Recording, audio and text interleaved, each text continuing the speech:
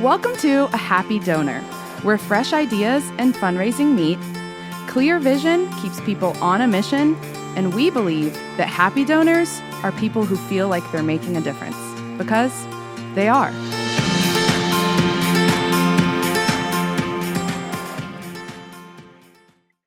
Well, thanks everyone for joining us today on A Happy Donor. You've got Bree, myself here, your Qtego fundraising service specialist, and I've also got my co-host, Stephen Parker. Stephen, tell us a little bit about you. Yes, I'm with the Happy House of Keller Williams.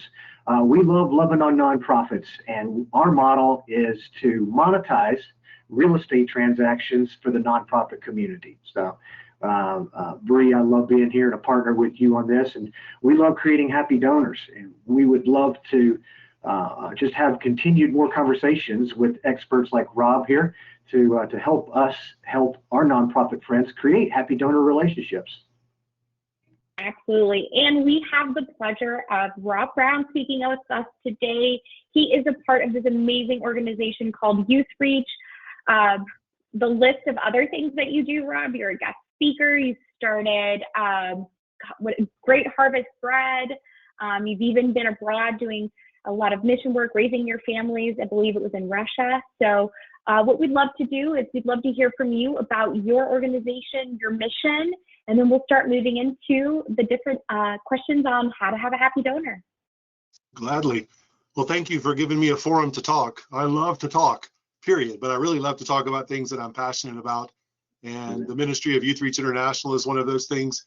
And very much connected to that is the Ministry of Donor Care, donor relations, and that donor culture that all successful nonprofits need to be passionate about, for sure. YouthReach International exists to give our donors and our partners an opportunity to stand with us, to create, to ensure success in life for orphans and at-risk youth. And we do that through three major areas: spiritual development, positive role models, and practical life skills. We think that speaks to three components of children that are either in institutional care or that are on their own, that are not being coached and fed very well. A lot of the places we work in the world, they feed the kids, they house the kids, they clothe the kids, they educate the kids, but they're definitely not speaking to spiritual needs. They're not speaking to mentoring relationships, positive role models. And then a lot of times they're learning survival skills, but they're not learning practical life skills, job skills, communication skills, conflict skills, how to have a disagreement with someone without it turning into a fist fight. These are the kind of things that we see as being missing gaps, if you will, that we partner together with local people in all of these countries to try and fill in some of those gaps. So that's a little bit of who we are and a little bit of what we do. Wonderful. And tell me, how did you get involved with YouthReach? Well, I was actually a part, when I was in graduate school back in the early to or mid 90s. I was a part of a prayer group actually in West Texas that was praying about starting an organization, which eventually became YouthReach International. I had been living in Russia for a few years before that, before I was married, planting churches and building connections between Western agencies and Russian universities that were looking to fill staffing needs, and starting to try to make some of those cross-cultural connections that were happening a lot when the wall first came down in the early 90s. So while I was in graduate school, I just got invited to be a part of this kind of think tank thing, which was a little bit strategy, a little bit prayer, a little bit networking and connecting. But I was a part of it for about a year, and then I felt like my work was done. I moved back to Russia and continued working, but always kind of kept in the back of my mind, where was this organization? Did anything ever become of it? What happened to it? And after about 2 years of living in Russia, the founder and the executive director at that time reached out to me and said, hey, we'd like to expand some of the things that we've been doing now for years in Ukraine into your part of the world there in Russia. Do you think you'd like to work with us? And because I knew him and had been a part of the genesis of some of these conversations years and years earlier, I didn't have to ask who they were about and what they were doing. I really knew. So I said, yeah, why me? He said, well, if we partner with you right now, we know we're working with a partner in country that's trusted and that's competent, and we don't have to learn all of those painful lessons of who to work with, under what conditions, and how to have impact in a place. Russia in the 90s was wild, wild, wild, and he knew that. So he knew if he could connect with someone that was starting to figure things out in that country and in that culture, then he could advance reach of his ministry at that time. So we said, yeah, that started a great partnership. While we were living in Russia, we received YouthReach International teams. We were helping them kind of fine tune some of their training and preparation materials, because they were sending a lot of short-term workers into the former Soviet Union at that time. But I was a person who was receiving those short-term workers. So after their 2 or 3 or 4 week trip was over, I was either sad to see them go, or I was the one happy to drive them back to the airport. So that's where I kind of circled back around to the director and said, hey, I see what you're doing. Let me see if I can help you do it a little better. So we started building some training protocols that were kind of revolutionary at that time, and helped him prepare better the team members that he was sending out all over the world. And then by 2005, things had changed in Russia such that my family needed to leave, but we did not want to give up our place in impacting that country and that part of the world. So we weren't real sure what to do, but we had spent years there learning the language and building a network of trusted people, a whole lot of painful lessons learned that had made us better workers there. And this guy circled back around again to say, hey, I hear you're leaving Russia. What are you doing? I said, I don't know, but I really want to stay involved here. He said, well, why don't you come work for us and actually launch our entire Russia operation and Russia division. So I did that for 5 years until 2011. At the end of 2011, he stepped away, just felt like his time there was done.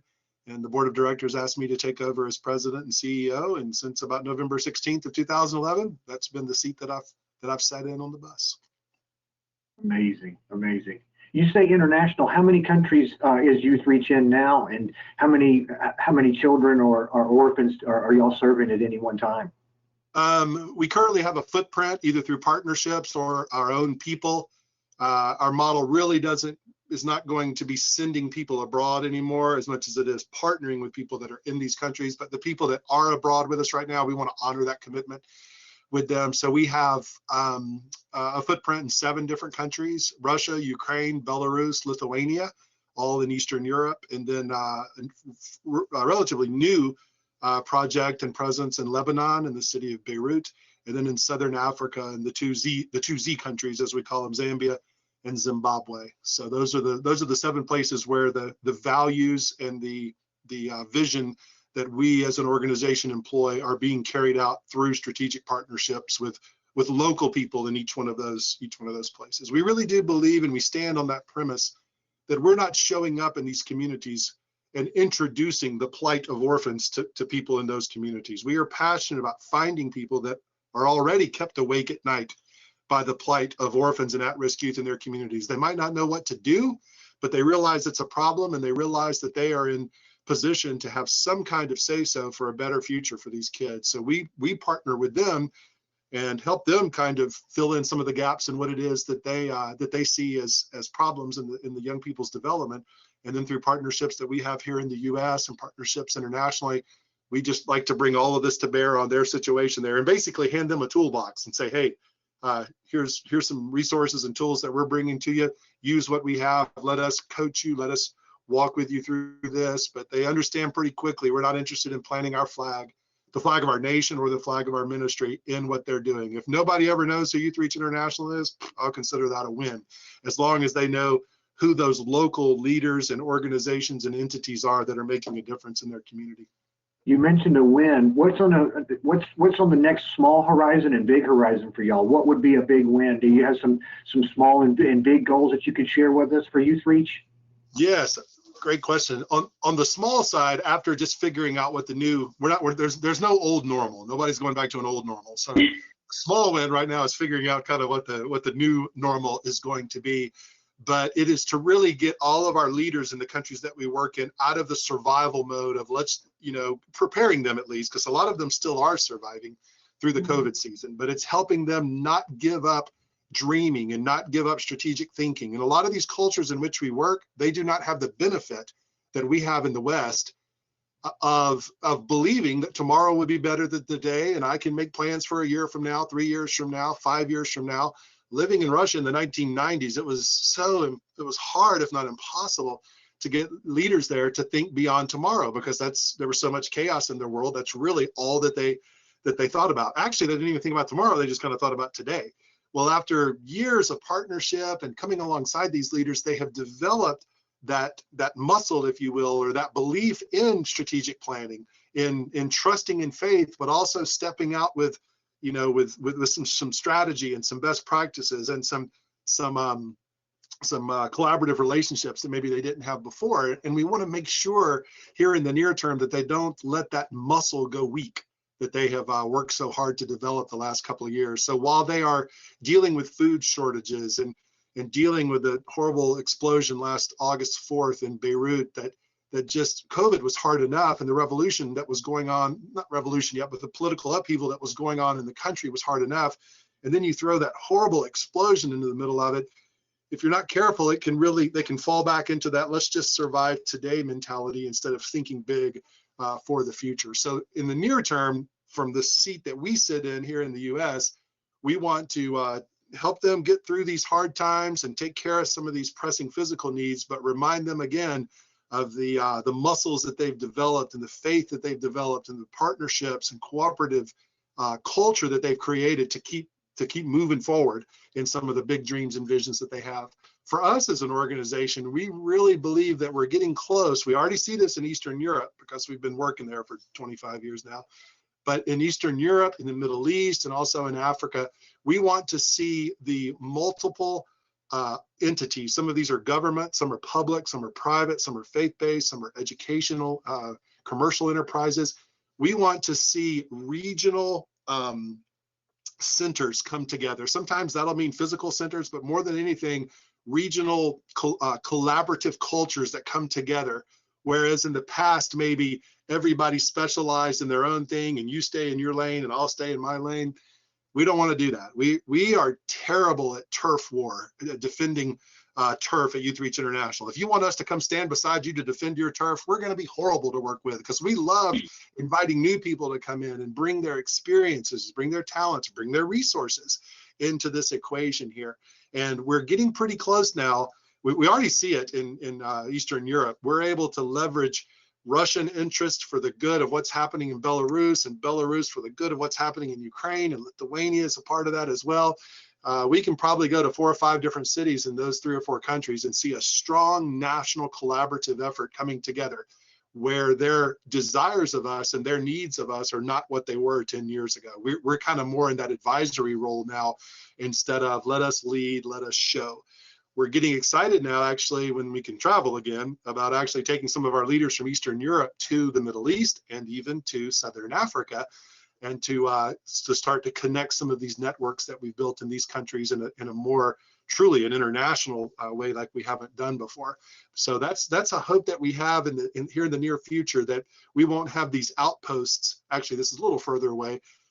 We won't have these outposts of YouthReach International partners, but we will have these collaborative centers and these collaborative groups of partners that are really leading themselves in building those response mechanisms, be they spiritual response, educational, job skills, whatever it may be, medical, healthcare, that's another one, that they start to realize the value of collaboration, of not fighting for turf, of not caring who gets the credit.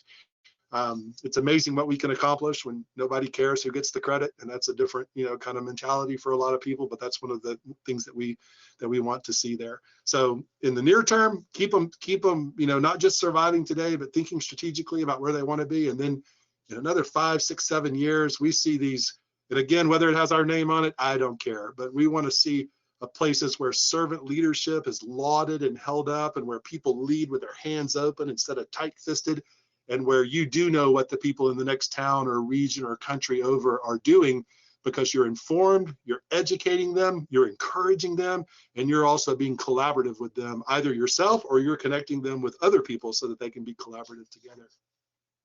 I love that encouragement message. And I asked your donor base, large, small, where are you at right now in trying to create more happy donors? Yeah, well, I would say, a mid-sized donor base right now, as far as a number, is concerned, somewhere between 250 and 300 donors, which give us about a $500,000 to $700,000 a year operating budget here in the U.S. We do have some international donors as well, too, but we don't normally pull their money into the U.S. We like to keep it into local communities. where they're working. But the thing that I'm encouraged about now is we've been working for the last year, and COVID's given us really the ability to do this, the last year and a half, to build a donor care system that can be scaled. What we're doing now works with 200 donors. I really think it'll work with 1,000 donors. I look forward to trying.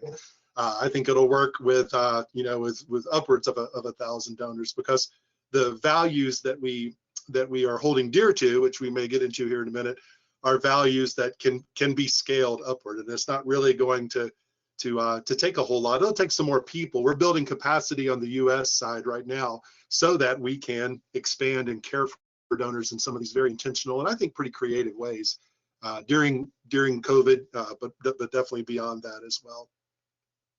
Well, let's get into that. Moving on. Yeah. Yeah. So you keep saying these words, and it's partnership, collaboration, engagement.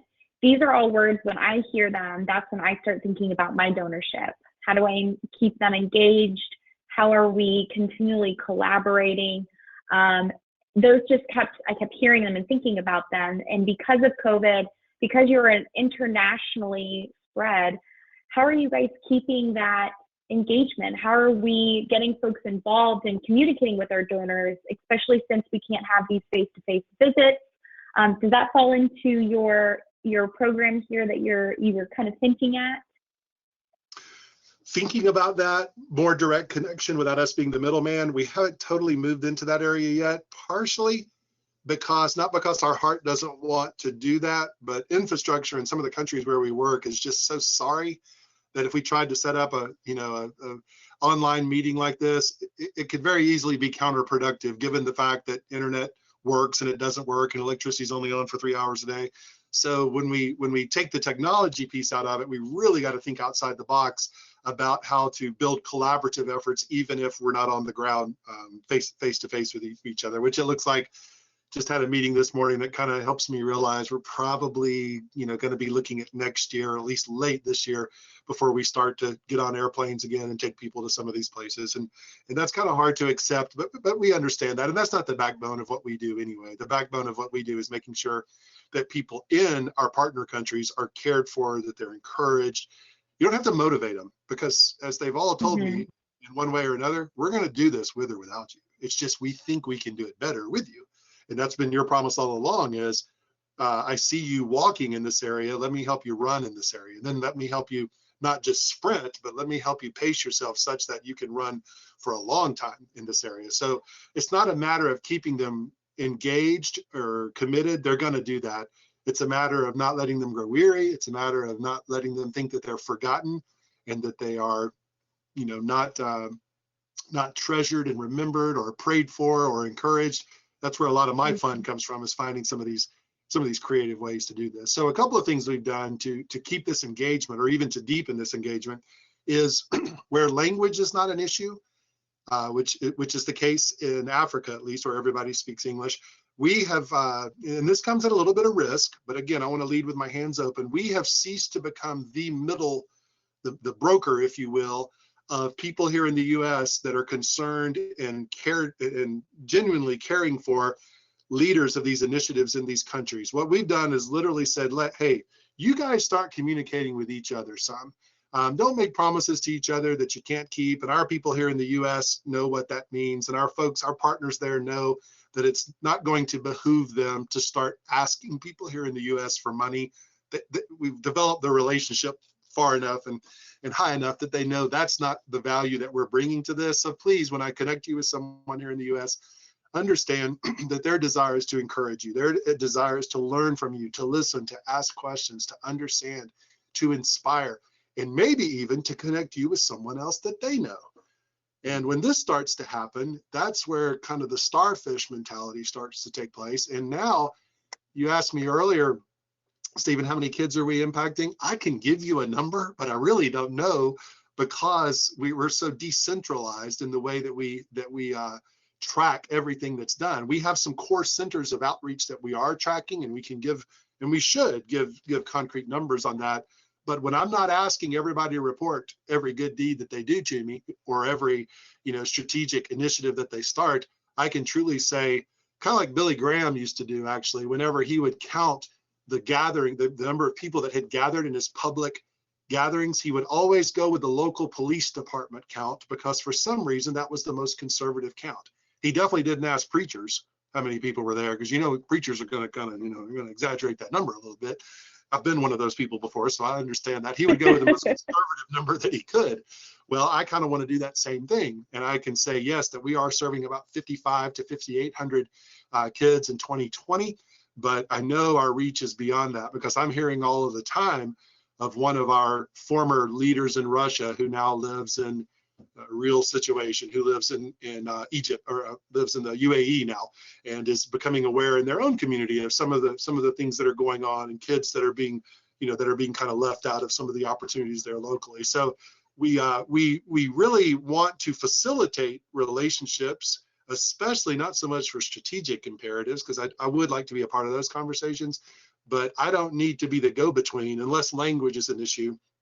I don't need to be a go-between between this retired businessman in Atlanta who wants to encourage a young entrepreneur in Zambia who's building a business from the profits of which will help local orphans and also provide some of them employment opportunities and skill acquisition and trade acquisition. Just go ahead and step out of that. Create a forum where they can communicate and let them do that.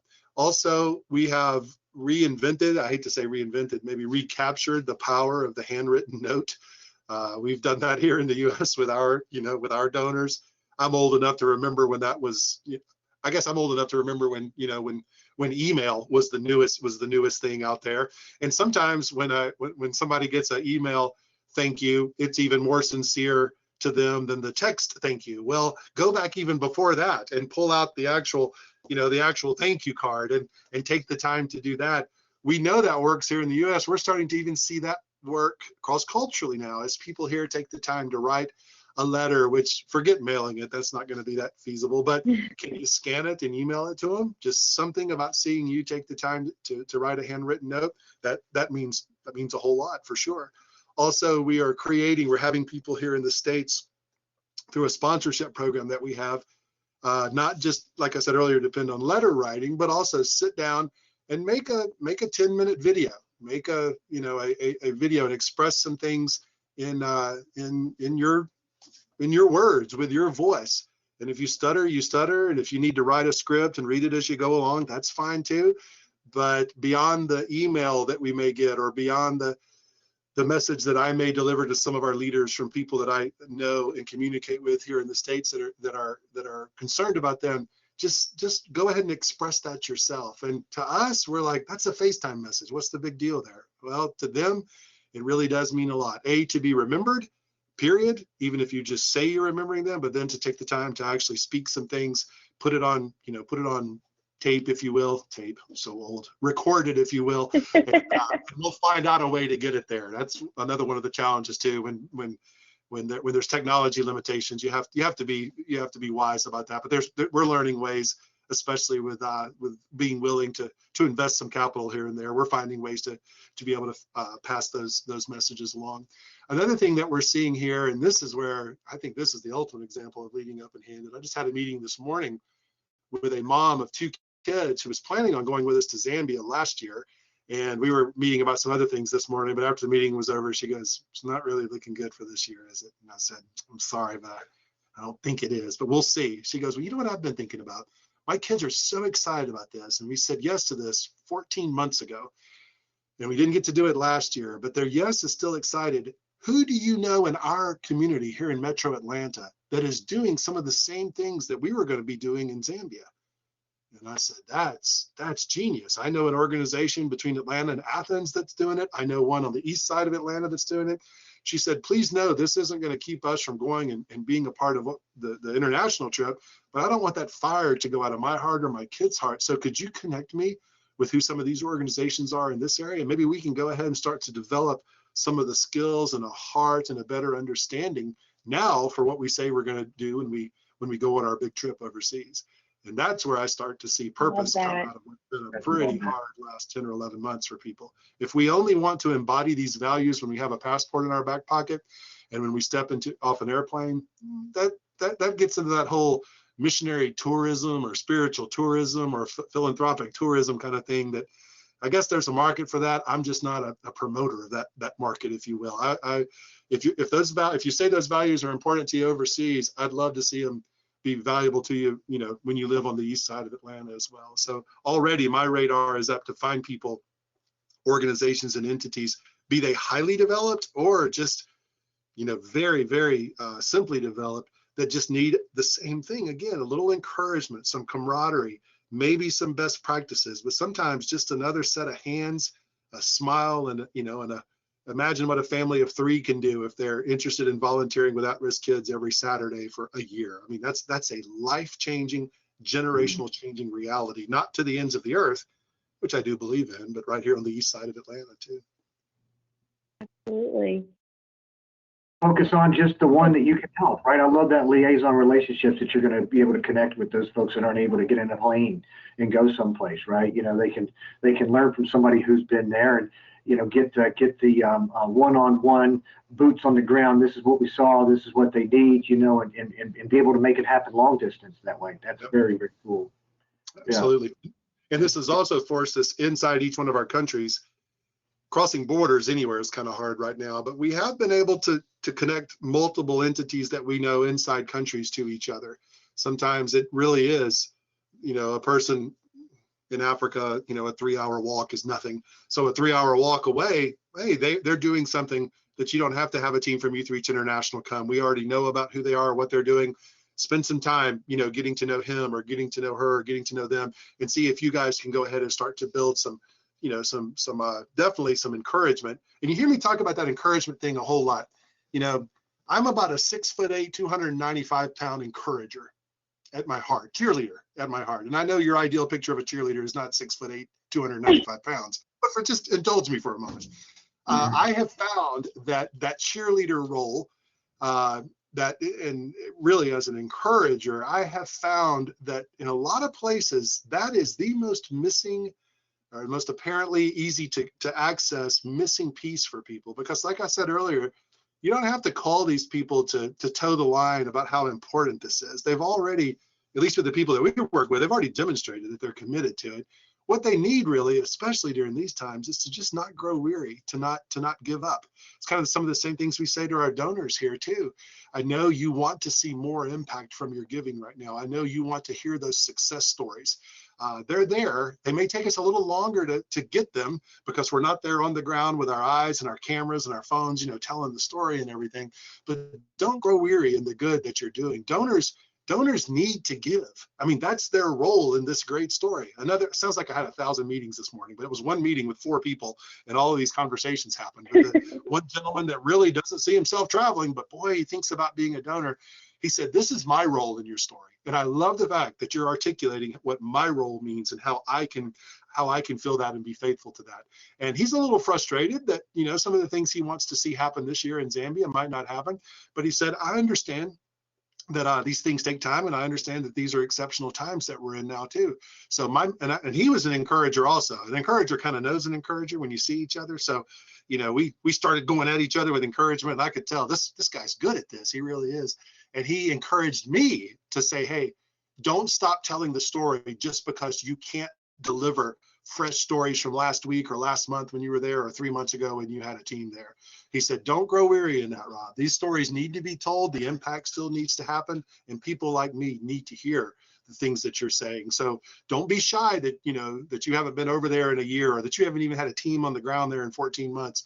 Continue to talk about things that have happened in the past. Continue to talk about the faithfulness of your leaders that you have in the country there, and continue to tell me and other people that if we do not grow weary, then the impact that we're hoping for will be at least that, and probably more when we are able to fully unload ourselves into these places again. I thought that was a pretty encouraging word for me today. Absolutely. Continuing to tell the story. I think that's one of the goals that we hope to do with our podcast is, with every interview, continue to hear the stories and to continue to tell them. Our goal in it is to have wonderful missions accomplished through happy donorship and telling those stories. So it was wonderful. That's awesome. That's awesome. I just hit a few of these in a bullet point summary, and Rob, just let me know if you think we hit these effectively for YouthReach, right? As far as what you're doing to create a happy donor. Is that cool? Absolutely. Continue to tell the story, your past, your present, your future, right? And then authenticate the donor's role in that story, right? It looks like of course, your role for the donors is to be an encourager for them.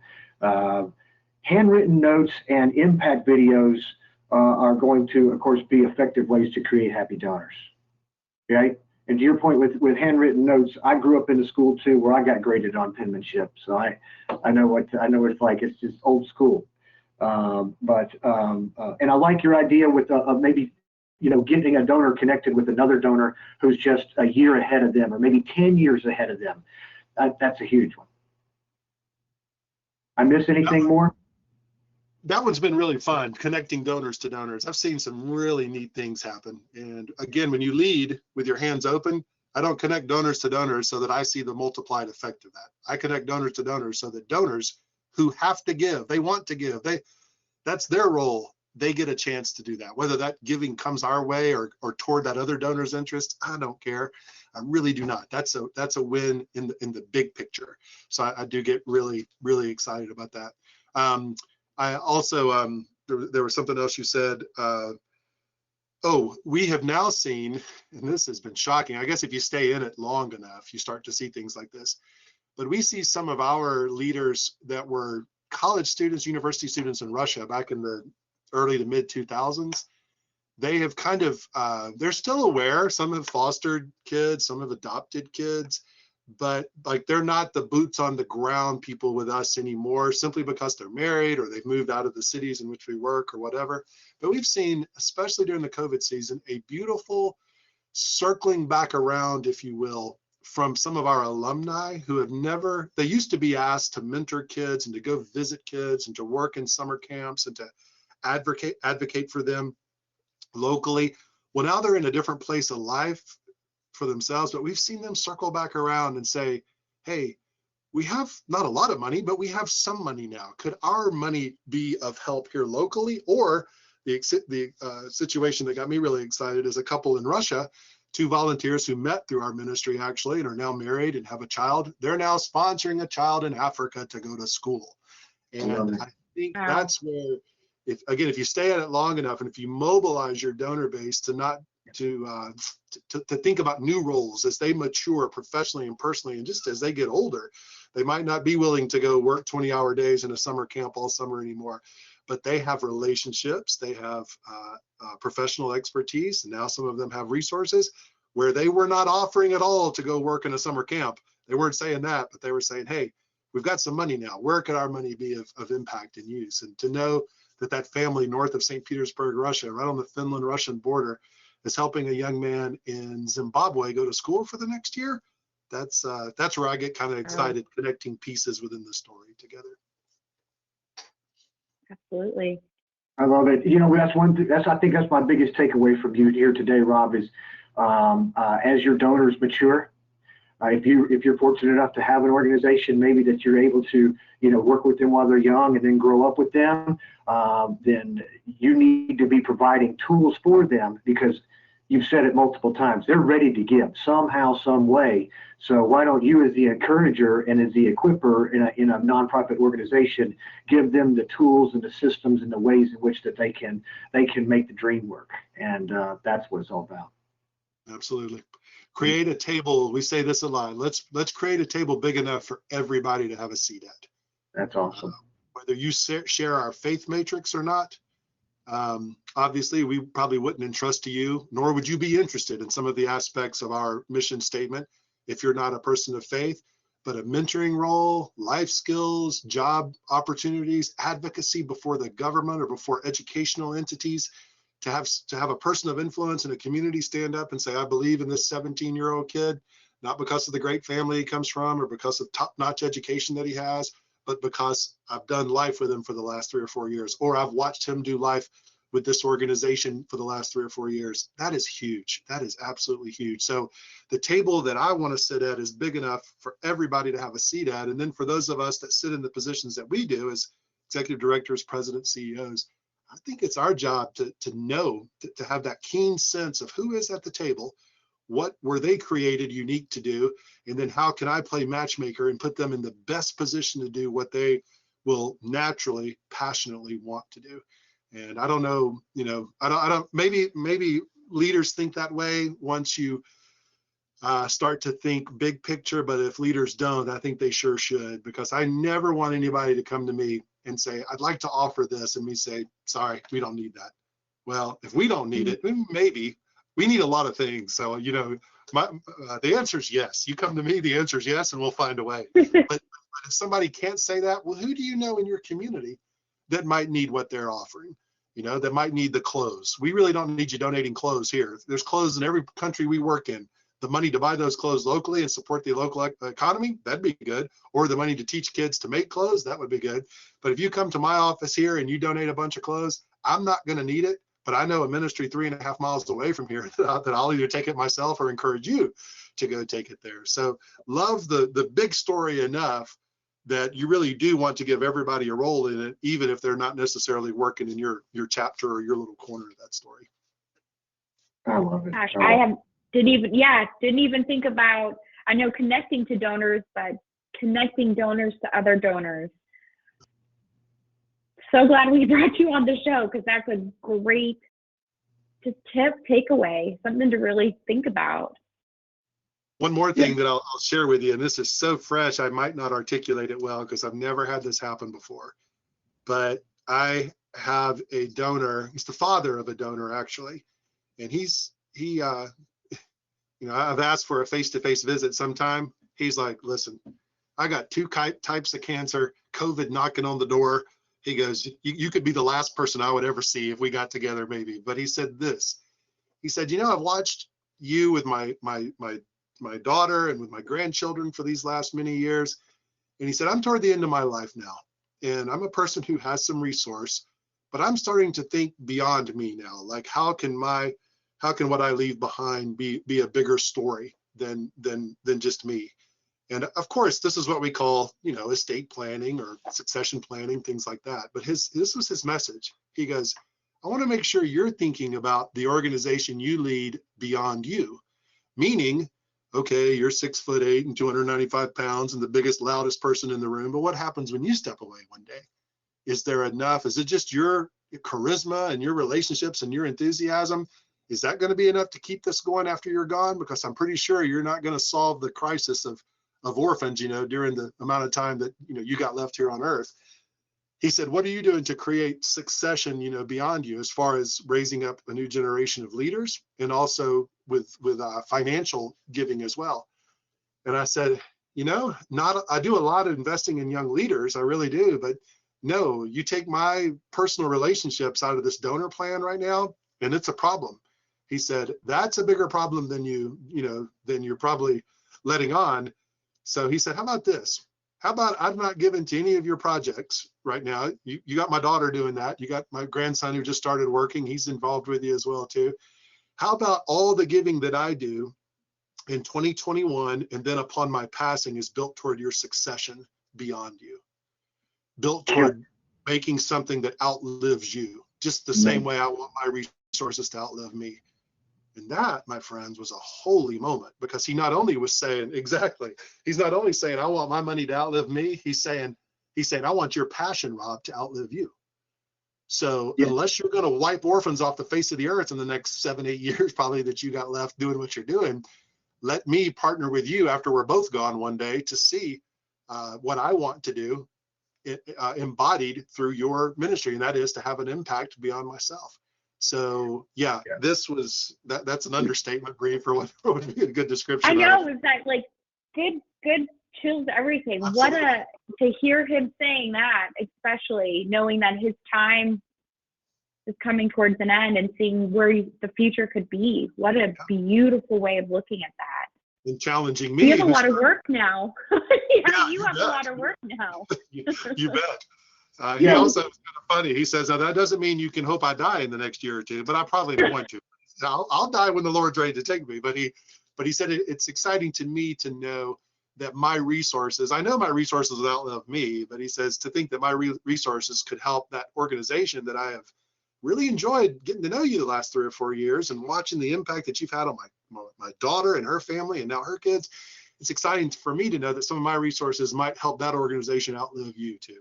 And that has been last couple of months. To that happy donor, they were looking at sustainability. That's just, they wanted to see, just how deep the organization was going to go and it was going to outlast all of us. Heaven forbid something happened to anybody, all right, prematurely or otherwise. So that was important to this happy donor. And when a donor is ready to go that deep in a conversation with you, right, and to have his role in the dream work by you integrating a couple of things for this donor to make have happen, took your organization to a different level. Absolutely. And guess what? I didn't even ask him to do this, but with this conviction, apparently now he's talking to some friends of his. Ooh. This era of COVID has reminded all of them, that again, God forbid, but let's be honest, we all know it's going to happen to us eventually. He's starting to speak to others saying, hey, you want your resources to outlive you? You want your resources to outlive even the entities that you're passionate about right now? Let me talk to you, let me connect you here. So he's figured Zoom out. He said, I can't have you to the club out the back porch for a round of golf to talk to all my friends, but he said, I think we can get on a Zoom here and have this, have this conversation. And that wasn't part of my donor plan. That was, again, helping him understand. He voiced it pretty well, but helping him understand at his age, given his health realities, what his lane looked like, and then helping him run fast in that lane. And then naturally, I'm going to talk to people once I find out this podcast is up and going. I'm going to talk to people about it because I think that becomes something that can help them, encourage them, and bless them. It's just the nature of people, especially donors. I mean, donors are generous people. So if he's excited about something, he's going to talk to, Charlie and Buck and Ray and all the guys at the club that they can't meet at anymore, and share with them some of the things he's excited about right now. So I like to be a part of things that are bigger than me. And it's exciting when a donor, realizes that as well. And I don't even know what this looks like for the future of our organization, but he has said, he goes, you do have a succession fund, that's off limits until the future. And I said, oh yeah. He says, okay, send me the details. That gets put into my estate planning. And with that, we're taking care of needs today for sure. But now I'm of a lot more confidence that this thing is gonna outlive me one day. And for those of us that are big charisma, big relationship people, we gotta work toward making sure that our movement is bigger than our personality. That's the greatest strength, greatest weakness kind of a thing with me. I want to lean into that personality that I've been created with and that cares for other people. But once I'm gone, other than some good stories that'll be told for a little while, that's not going to carry on much longer. So let's make sure we have solid systems and processes in place, but also, to get back to the original story, let's make sure that the story is bigger than just old Rob Browne and that great, energy that he brought to the table. Let's make sure that the story is the mission and the impact that the mission is having, as well as the impact that the donors is having. You notice in our mission statement to partner with donors, volunteers, and organizations to see success in life come to orphans. We're very big about that. Donors are part of our mission plan. They're not just supposed to fuel our mission plan. They're actually part of our mission, having the donors there with us. Our audience is so blessed today. They didn't know they were going to get some preaching. Okay. Yeah, I'm sorry. Yeah. No, it's fine. Hey, yeah, this is kind of what I do there. Bring it. Well, I tell you, I'm so blessed and excited to see everything that YouthReach is doing. And when your donors are talking long game, then you've got happy donors. So congratulations. Well done. Just great job over there, guys.